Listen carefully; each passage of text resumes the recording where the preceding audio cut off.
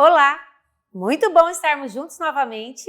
Sou Sônia Santos. Hoje a nossa aula é a 9. Olha só, já estamos na aula 9. Nosso tema é conduzir pessoas e equipes. E aí, já trabalhou em equipe? Sabe a importância que é trabalhar juntos como equipes? Já pensou a importância que é você contar com pessoas perto de você, onde pode haver um clima aí de cooperação, um clima de comprometimento? Eu trago isso para a vivência de você, a sua vivência, para que a gente possa aprender, entender aí o que a gente vai levar para a nossa empresa, mas entender que os nossos ganhos vão ser muito profissional e também no pessoal, se a gente realmente entender e aprender a conduzir equipes. Então vamos lá. A primeira frase que eu trago aqui para nós, vem do Griffin, que está aí no nosso manual, fala que equipe se refere a um determinado número de pessoas com habilidades complementares que estão comprometidas com um propósito em comum, com metas de desempenho em comum e adotam uma abordagem pelo qual se responsabilizam mutuamente. O que a gente pode entender dessa frase, dessa citação, é que existe um propósito comum. E as pessoas, elas são diferentes. As pessoas, elas talvez tenham objetivos diferentes, mas que em algum momento elas se comprometem a propósitos comuns. Isso é lá na empresa, isso também é no ambiente pessoal. Nós vamos aqui juntos construir aqui alguns exemplos que vão ser bem bacanas para que a gente entenda que às vezes nós temos que sair do nosso querer, do nosso objetivo principal ou objetivo individual. E às vezes o trabalhar em grupo a gente também vai ter ganhos, que a gente trabalha muito ganha-ganha. O que a gente faz às vezes em função do outro, com certeza vai ter ganhos mútuos para mim, para a equipe e para as pessoas perto de nós. Então vamos lá? Diferenciando grupo de equipe. Qual é a diferença? Vamos entender, claro que não é só a teoria, mas entender se às vezes a gente trabalha muito em grupo e não necessariamente em equipe. Grupo se refere a duas ou mais pessoas que interagem de um modo que influencie uma a outra e não necessariamente possuem objetivos comuns. Então, vou dar um exemplo de equipe. Nós trabalhamos na mesma empresa, eu trabalho lá na parte no caixa da empresa, recebo, faço lá os boletos e as notas, essa é a minha parte. E você é a parte comercial, você é venda, você bate meta, tem seu horário de venda. Nós temos que entender que o nosso trabalho juntos é importante. Você pode vender para o seu cliente, mas se eu não entregar corretamente os boletos em dia, se eu não baixar certinho o que ele pagou, se já pensou se eu mando uma cobrança indevida para um cliente seu? Então a gente tem que entender que os cuidados e o nosso trabalho juntos, como equipe, vão fazer com que a nossa empresa dê resultados. E vice-versa também. Não adianta eu ter o burocrático super legal, organizado, informa para o cliente tudo o que precisa, se de repente você lá promete para o cliente algo que não vai ser possível. Você promete que vai entregar em 2 dias e pela nossa organização não vai ser possível. Eu sei que vai entregar em 1 semana. Então, um tem que se comprometer ao trabalho do outro para que a gente consiga ter resultados melhores. E isso tem a ver com o trabalho de equipe. A equipe, então, no ambiente organizacional, mesmo tendo funções e responsabilidades específicas, devem visualizar objetivos comuns, ou seja, os objetivos da organização como um todo.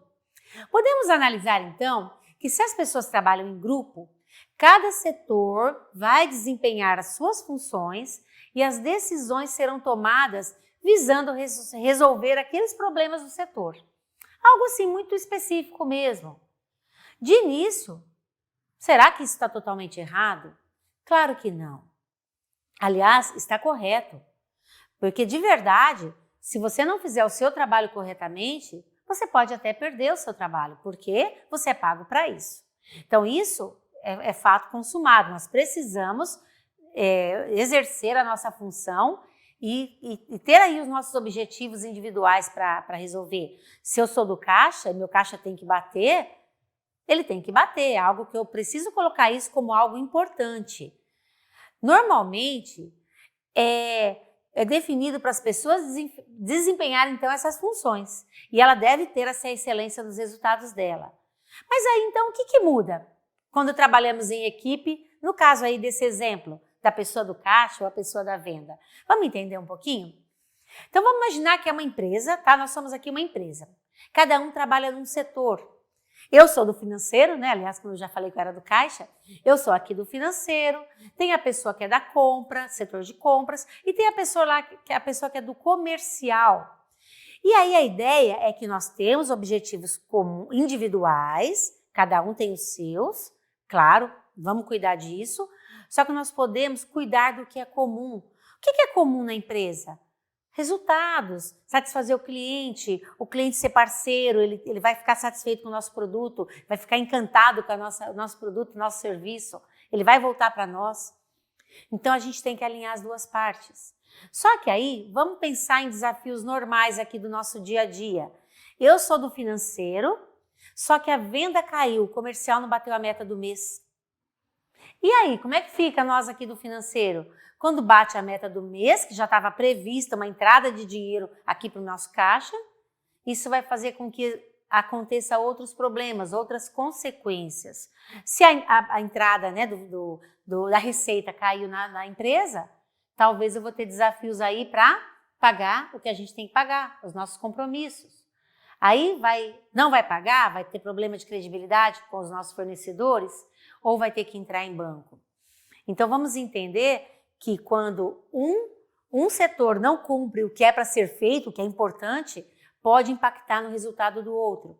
Então aí a gente tem que talvez ter mecanismos que a gente consiga, talvez aí algumas ações, talvez ter uma conversa mesmo, pessoal, como é que é possível melhorar a venda? Vamos pensar aí num processo para aumentar a venda, para cobrir aí o que ficou do mês passado. Aí, claro, vai entrar o marketing, vai entrar aí outros setores. Mas nós temos que entender que todos nós temos que ter propósitos comuns. Aí no nosso livro, tem aí para vocês uma situação que é assim, você é do financeiro, a pessoa que faz compra não respeitou o que foi definido em limite de valor. Como é que você conversa com ele? Como é que você se sente?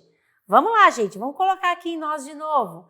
Eu falei para você que é da compra, que não é para comprar até esse X. Não pode comprar mais, porque senão vai me comprometer. Comprometer o financeiro. Só que você que é da compra, olha o que aconteceu. Surgiu uma oportunidade. Oportunidade de valor, de quantidade. Você tinha que talvez comprar em uma quantidade para ter um preço, né, um preço por peça aí menor. Isso iria impactar na venda. Lembra lá da venda que precisava aumentar? Aí a compra então decide comprar e excedeu o valor de compra dela. Só que aí, vamos voltar aqui, gente. A gente vai precisar construir isso juntos para vocês entenderem que é prática mesmo. A gente tem que conseguir pensar o que pode mudar. A compra vai e cancela. O setor financeiro cancelou a compra. Como assim? Eu não posso autorizar essa compra, vai me dar problemas. E aí ele cancela. Quando a compra vê que cancelou, ele fala, nossa, eu tinha um compromisso com a venda. Percebe aqui que existe uma coisa está vinculada com a outra? Tem certo ou errado? Talvez não. Por quê? Cada setor tem a sua razão. Cada setor tem os seus motivos para ter feito o que fez. Então, como é que a gente pode cuidar disso? A ideia que a gente dá, que eu penso, até por conta de um pouco aí das minhas vivências e do que a gente vê nos livros, é que tudo tem que ter acordos, tem que ser acordado em cima de critérios que realmente conciliem os objetivos comuns. Então, vamos imaginar que a venda precisa melhorar a venda, a compra precisa comprar. Tudo bem? Então, calma. A compra quer comprar? Sônia, você aí que é do financeiro, eu preciso fazer essa compra. Como pode ser possível fazer para poder encaixar aí no financeiro, para vocês não terem problemas? Aí eu vou entender o que eles precisam.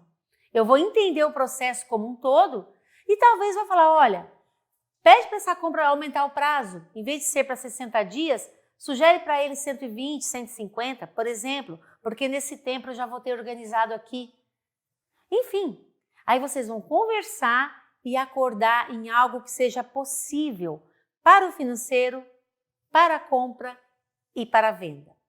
Percebam aí que aqui entra muitos desafios, que são desafios interpessoais, comunicação. saber entender que não é só você que tem razão, as pessoas também têm os seus motivos e as suas razões. Tudo isso gera um olhar aí de cooperação e de entendimento entre as partes. O exemplo, então, é para você perceber que cada um tem os seus motivos para fazer o que fazem. Então, a partir disso, trabalhar em equipe exige algumas habilidades. Habilidades técnicas, que é propriedades do que você executa, cada um tem que ser bom no que faz. Cada setor tem que trabalhar com muita responsabilidade no que faz. Isso é importante. Habilidades para solucionar problemas. Isso tem a ver com inteligência emocional. Tem a ver com conseguir pensar, mesmo no momento que você está envolvido emocionalmente. Nossa, mas eu combinei com o pessoal da venda, eles estão precisando, o pessoal precisa bater a meta. Por isso eu fiz essa compra.